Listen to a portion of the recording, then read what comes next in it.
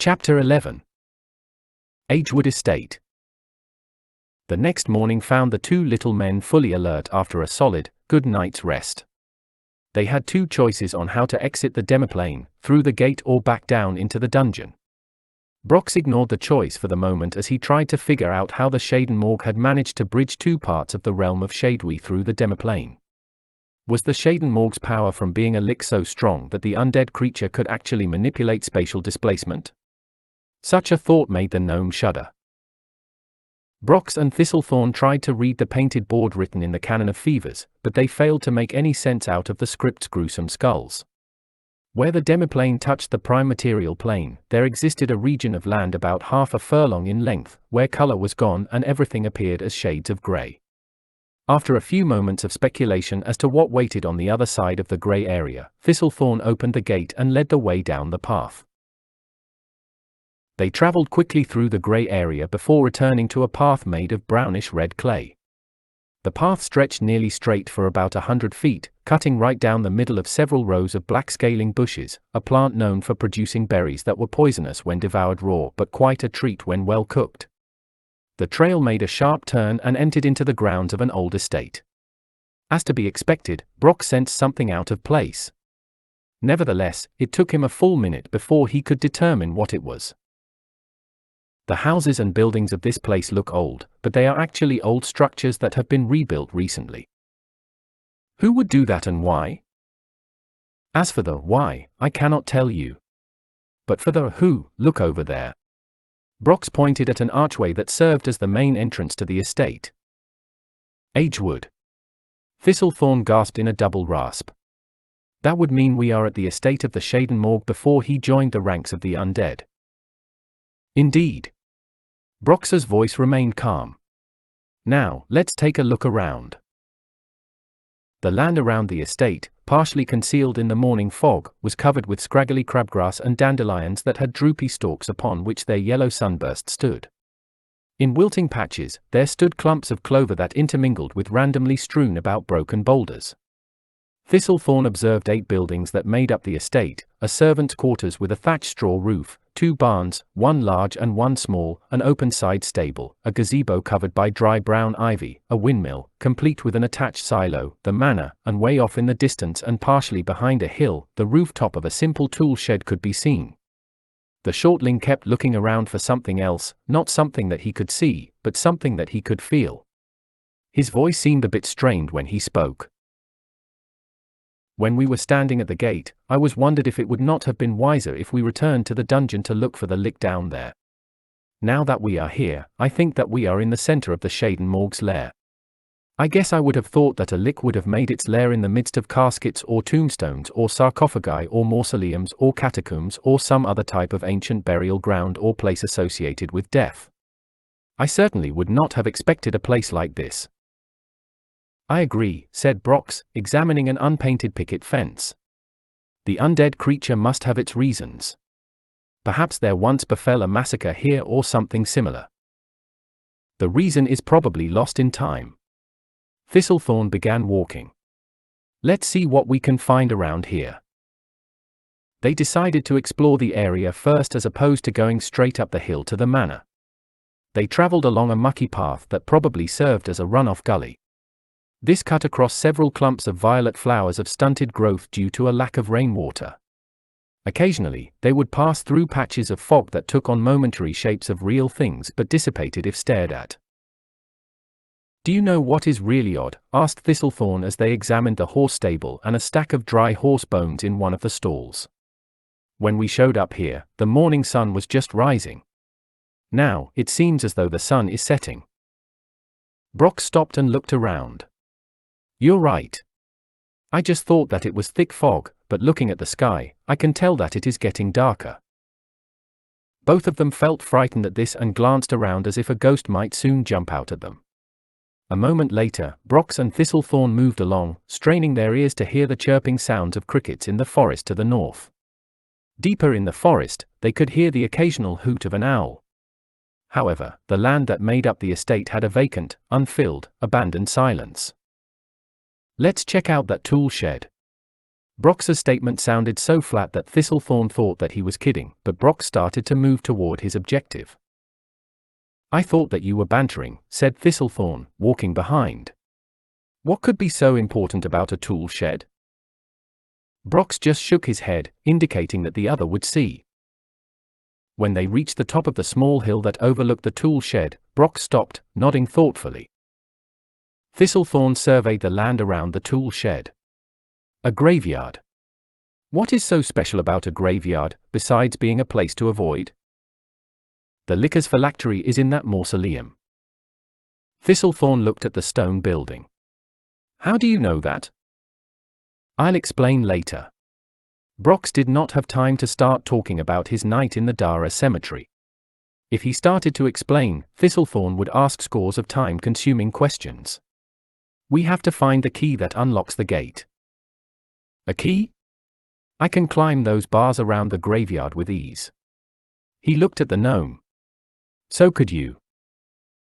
There is a Wraith Revenge spell cast on the gate and the bars around it. Thistlethorn nodded his head. I guess we had better locate the key that opens the gate. Moments later, they found themselves standing halfway between the servants' quarters and the manor. Do you want to go up the hill and see who's in the house? Asked Thistlethorn. Not yet. Let's look at the servants' quarters. The servants' quarters was enveloped in darkness, a darkness that seemed to come out of the windows and out of the ajar front door, saturating the area in a gross, thick, sloppy blackness. They walked around to the back where they found an elaborate water well that reminded Thistlethorn of a wishing well that he once saw along the side of a gingerbread store. It was made out of a polished white marble which had a sea dragon coiled around the side that rose up over the well's opening. Between its two clawed hands hung a simple wooden bucket on a rope that could be lowered if one needed to fetch a pail of water. He wondered if it was a real wishing well, but he knew that it could not be, not as long as it rested in the domain of a lick. Brox. Thistlethorn whispered. The gnome turned around and immediately saw what the other wanted him to see, a candle burning in the front window of the manor. Someone just lit it. Thistlethorn's voice remained very quiet. As to why he spoke quietly was not known, since the manor was over 100 yards away. What should we do? As soon as he finished asking that, the back door to the servants' quarters opened, and a skeleton walked out. What? Brox asked in surprise. He was not surprised to see a skeleton in a place like this. He was, however, surprised to see the skeleton dressed in the fine garb of a chauffeur. The undead creature looked at them with the haunting, baleful, empty eye socket look common to skeletons. Both of them expected the undead creature to attack. However, it did not. Instead, it tipped its hat to them. From there, it proceeded to put on some leather riding gloves, smooth out its grey tarpcoat, and walk toward the stables. Let's follow it, said Brox. At first, they started to sneak behind the skeleton, dodging behind trees and sliding under bushes. But, eventually, they just started to walk behind the undead creature about a dozen paces or so. When it reached to the stable, it threw open a gate and put a gloved hand to its mouth as though whistling. Neither one of them heard any noise, but they both felt the hair on the back of their necks stand up when the skeleton whistled. Brox and Thistlethorn had not seen anything notable in the horse stables when they had examined them earlier. Therefore, they were caught off guard when they saw a skeletal horse of white bones, called a nightmare, come trotting out. The skeleton went about its business of putting on the appropriate harness and tackle. Then, it attached the nightmare to a black carriage. The skeleton climbed into the driver's seat and, snapping a leather whip, got the nightmare to start to trot along. It did not go far when it came to a full stop next to Brox and Thistlethorn. At that time, the skeleton chauffeur put on the handbrake, climbed down, opened the carriage door, and, with a sweeping bow, indicated to the other two that they should climb inside. Let's go, said Brox. Surely, you jest. Nope. Brox climbed into the carriage, and a dismayed Thistlethorn followed. The skeleton climbed back into its seat, released the handbrake, and got the nightmare into motion with the snap of the leather whip.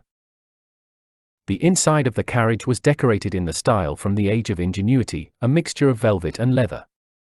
The front wall of the carriage had a painting on it entitled High Fantasy, Dungeon Room. Brock stared at the painting, noting the dungeon room that looked like a prison cell. A set of steps led down from a stone archway into a room with a stone floor and stone walls. Scattered about were piles of straw with a single rat scurrying across some of it. Brock saw skeletal remains of a prisoner still shackled via one of the many manacles on chains that anchored into the stone walls. A single torch lit up the room. When Thistlethorn saw the painting, he jumped, almost going out the window. "What's wrong?" asked Brox. That painting." Thistlethorn composed himself. "That painting is of the dungeon room that I was in when I fell down the chute. Everything about it is exactly as I first found it when I entered it. I landed on this pile of straw." He pointed to the lower right corner. "There was even a rat a few feet away from me. It ran away when it saw me. Those bones there," he pointed, "were a ghastly sight. At least they did not animate and attack me. The worst part of the experience was watching the torch burn itself out to leave me in darkness." He shook his head as if trying to clear the terrifying experience out of his mind. The ride in the carriage was incredibly smooth as opposed to the typical jolts and jerks associated with such a mode of travel. Brox leaned out the window to see the reason behind the strange phenomenon. The ground certainly appeared rough. However, when he looked at the hooves of the nightmare, he noticed that they did not actually touch the ground. Also, he noticed that the wheels on the carriage were spinning, but like the nightmare's hooves, they all but came in contact with the ground. Thistlethorn whistled, catching Brox's attention. He opened the curtain on the other side of the carriage and pointed out the window. The gnome scanned the sky, looking for a rock, a hippogriff, a dragon, or some other flying monster, but he saw none. He only saw a full moon, he whispered. He slumped onto the blue velvet seat as he recognized the importance of Thistlethorn's discovery. "The Shaden Morg makes his attack tonight, the marshalling of the undead." Thistlethorn nodded his head, showing dismay at the thought. The carriage continued its short trip toward the manor on the hill. As they moved closer, they could see a flickering, reddish-yellow light coming from a single candle. Brox turned his eyes from the candle and noted the roof of the manor, newer looking and made from thin granite slabs that overlapped one another in a chisel-lace design. With the exception of the window with the candle in it, all of the windows showed only thick folds of heavy, dusty, brown curtains. The basic design of the manor was a flat-roofed, two-story horror of a house with one section rising up to form a third story and a spiral tower around the back that rose up to a fourth story. While he noted a statue of a stone gargoyle on top of the tower, Brox felt the carriage come to a smooth stop as the skeleton gave a placid pull on the handbrake. Brox and Thistlethorn clambered out of the carriage. The shortling took a step toward the house when he noticed that Brox was taking the time to tip the driver. After the skeleton wrapped a leather-gloved hand around a silver noble, it nodded its thanks, climbed back into its seat, released the handbrake, and sent the nightmare back into motion at the speed of a canter. Brox and Thistlethorn hunched over as they walked toward the manor, moving with stealth, despite the fact that the noise of the nightmare's bones cracked loud enough to both wake the dead and alert any occupants inside of the manor. When they reached the window with the candlelight, they scrunched down under the lower pane, hiding in uncertainty. "Do you think that the Shaden Morg knows we are here?" asked Thistlethorn in a hard whisper. "Yes and no." The shortling looked at the gnome for some sort of explanation to the double-sided answer. "Yes, because I am guessing that a lick, like a vampire, knows when someone has entered his domain." He paused. "No, because a vampire only knows when someone is in his domain but does not know where. I would think that a lick may be limited to when and not to where, like a vampire." "So, you are saying that the Shaden Morg knows we are here but does not know that we are under this window?" "Exactly."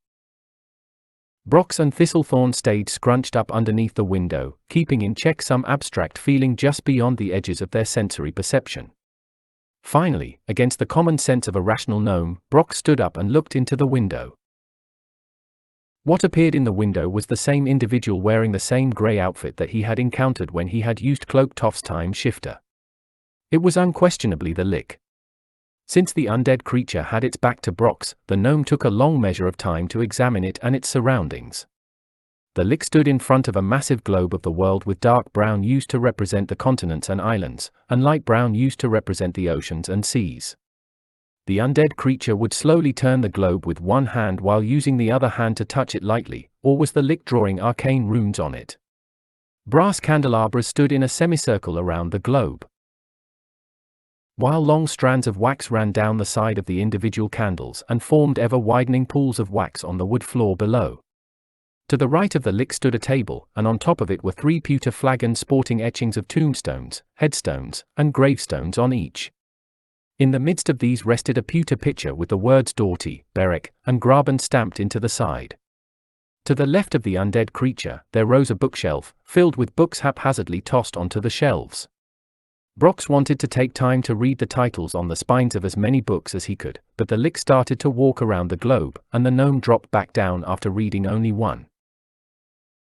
School of Night Magic, mumbled Brox so quietly that even Thistlethorn did not hear him. I never would have thought that the Shadowmorg would be here. Thistlethorn's words were a whisper. But the Lick is here, but for what purpose?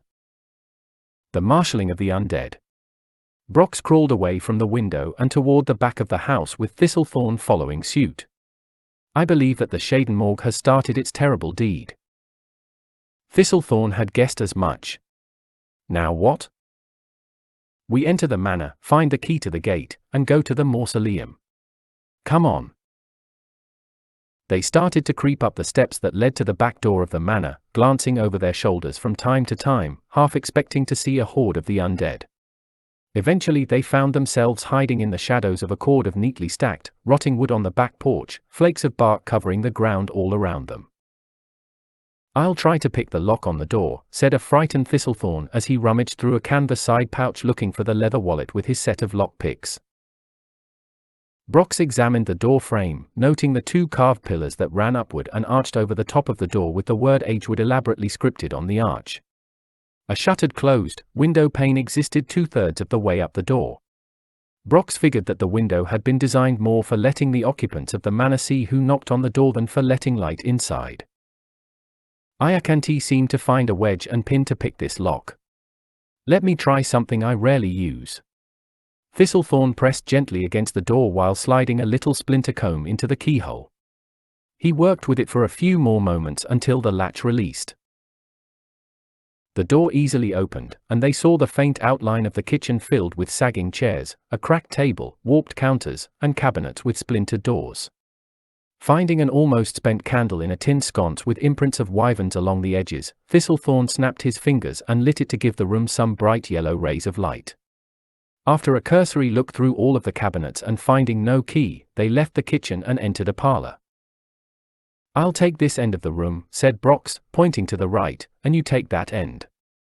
He pointed to the left. Brox's end of the room had a fireplace, and while examining the mantel over it, he knocked a painted figurine of a dragon off of it and onto a pile of firewood below. Dozens of dark brown insects ran all over the wood as their nest had been severely shaken. Thistlethorn, being done with his search, came over to help Brox. The only thing that he noticed was that the fireplace had been used recently, maybe yesterday. Brox began to say something, but another voice spoke first. I see that you have returned. It has been a good many centuries, but tonight you will find the final resting place that I had made for you all those years ago. As the Lick spoke, the room began to feel colder. The candle that Brox had brought from the kitchen no longer gave off a bright yellow light but a dull red light that looked like it would flicker out. Also, the fireplace began to burn. The fireplace did not burn wood. It burned ashes. Moreover, it did not give off light, but it pulled light out of the room. The entire room began to waver, looking like it would melt. Brox felt like he was sinking into the wooden floor.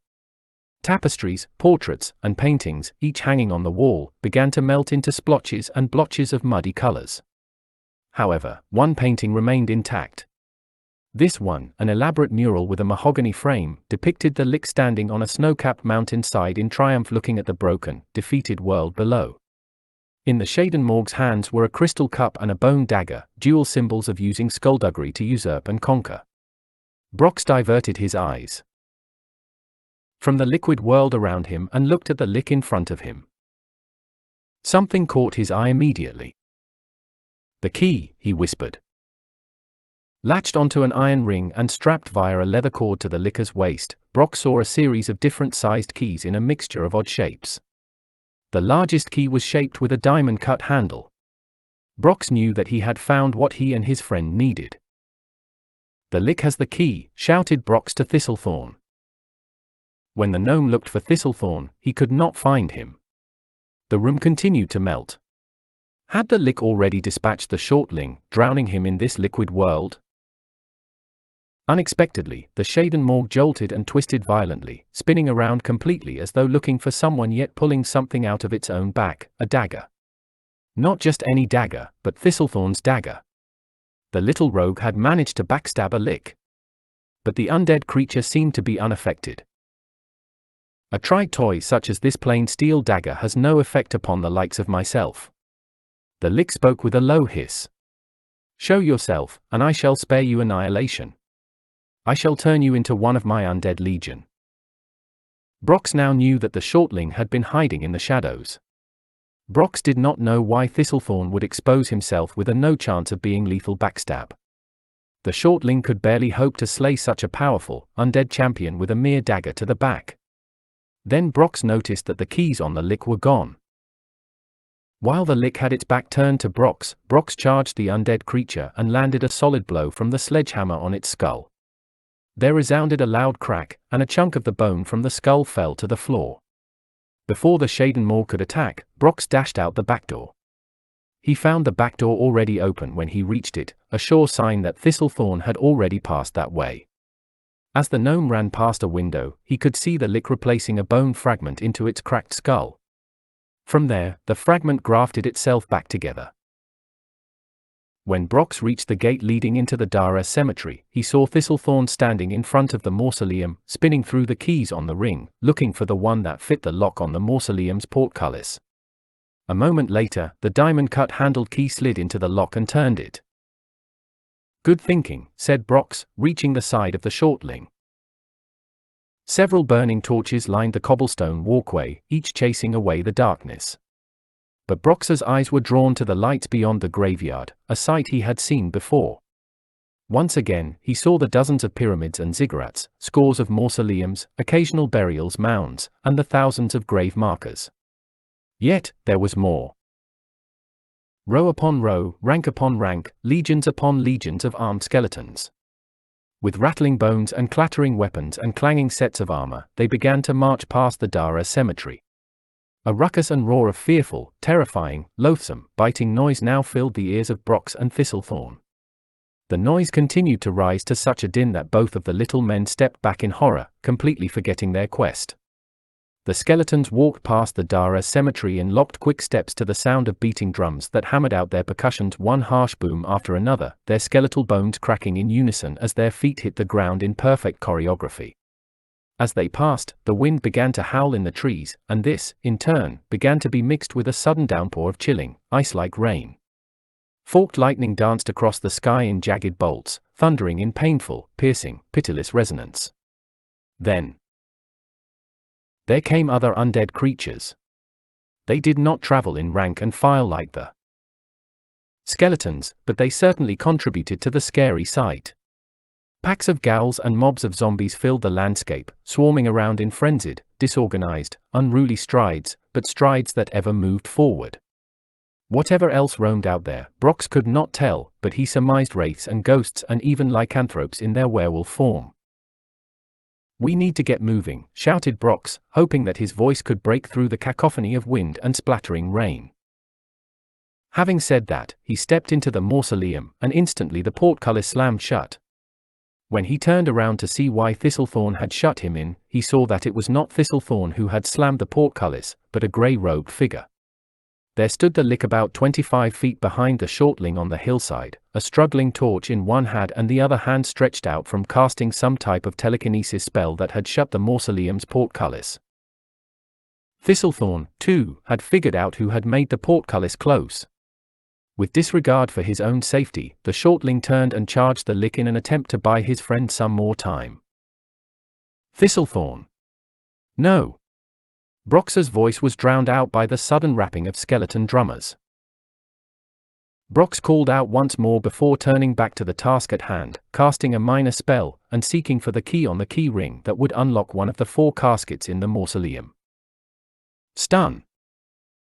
The Lick spoke the single command word to make the powerful stun declaration spell work. The spell had been slated for Brox, but the nimble shortling had managed to get between the Lick and the gnome, taking the full force of the spell, crumpling onto the ground. Perhaps it was good for the gnome to not have seen his longtime friend motionless on the ground. Brox had slipped an iron key with a handle shaped like a skull into the stone casket and was turning it when he heard the Lick speak. "Unfortunately for you, you have picked the wrong casket." The undead creature gave a hiss of a laugh. "That casket has a mummy rot curse on it. In a moment from now, you will find your flesh decaying in patches as it wilts and dries in brittle clumps. Normally, I have one of my underlings embalm those who are affected with mummy rot. But this time, I will personally see to your carcass being embalmed." The Lick smiled sarcastically. "Not too many get such a privilege from me in their life, or in your case, in your death." The Lick had as its phylactery the mirror, which it had placed in the top left casket. Brox had opened the top right casket. The undead creature did not curse the stone casket with the mirror, because the Lick could only curse the 3 decoy caskets, otherwise the phylactery would have absorbed the curse and passed it on to the Lick. The Shaden Morg had expected Brox to fall to the ground in death throes because the mummy rot curse was fast acting. But there seemed a problem. Brox did not fall to the ground. Instead, he reached into the casket and pulled something out. The Lick had expected to see the bone dagger, but Brox clearly held the mirror. "Give me the mirror," hissed the Lick. "No, I will not," replied a serious Brox. The gnome simply dropped the mirror on the ground.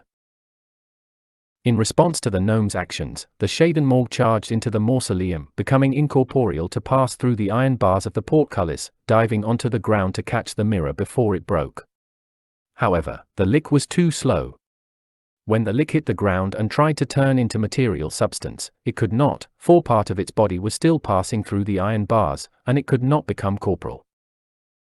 The mirror hit the ground, bounced once on its edge, and shattered the second time it hit the ground, its glassy surface making full contact with the stone floor of the mausoleum. The Lick did not say anything, no final cry of denial, no hissing out a revenge of returning, and no uttering a curse against the gnome. It simply looked at the gnome with a baleful look for a moment before the yellow orbs of light in its pale eyes extinguished, and the undead creature simply turned to smoke and ashes. When the Lick died, there followed an immediate aftermath.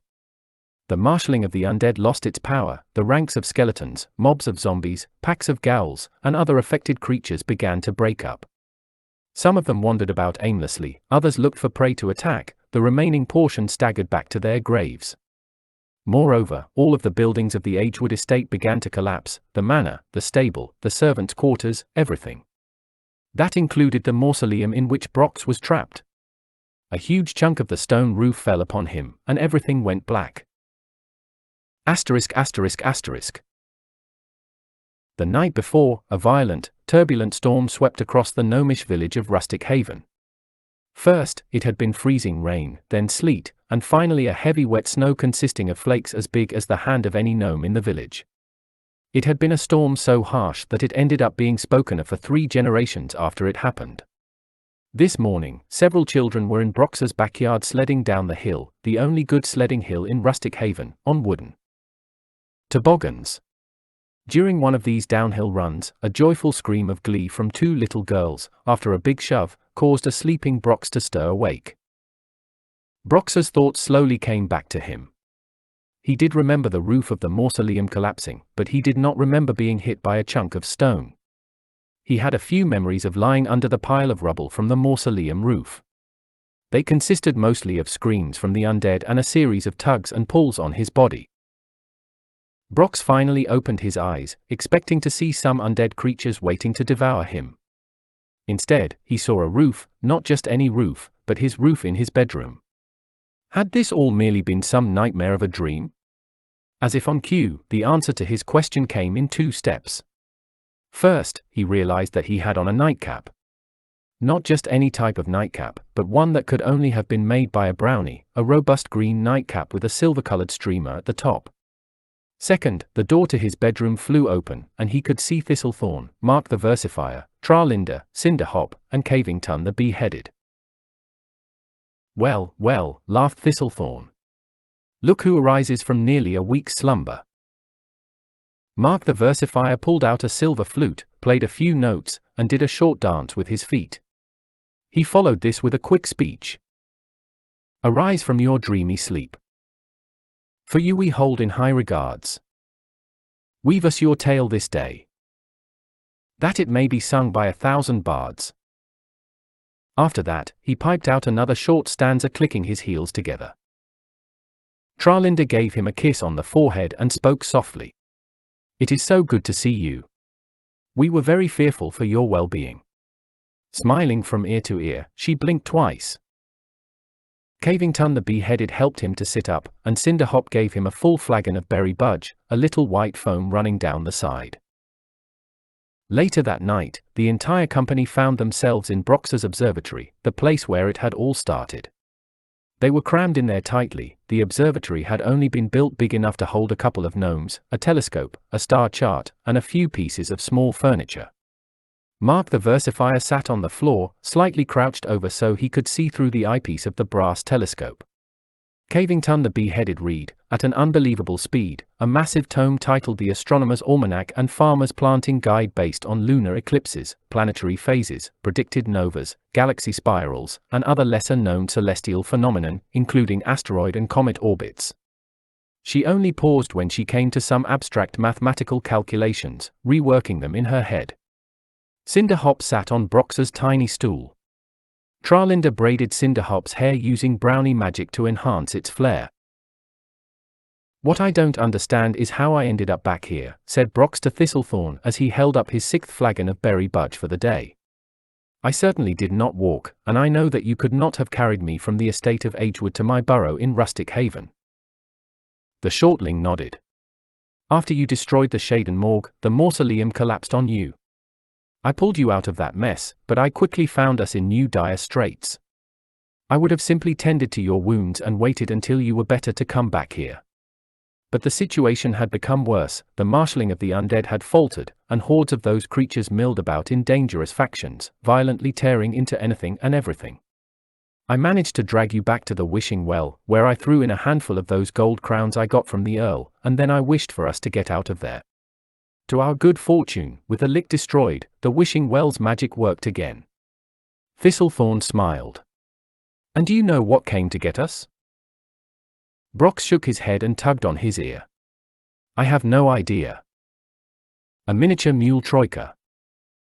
Really? Indeed. Thistlethorn nodded.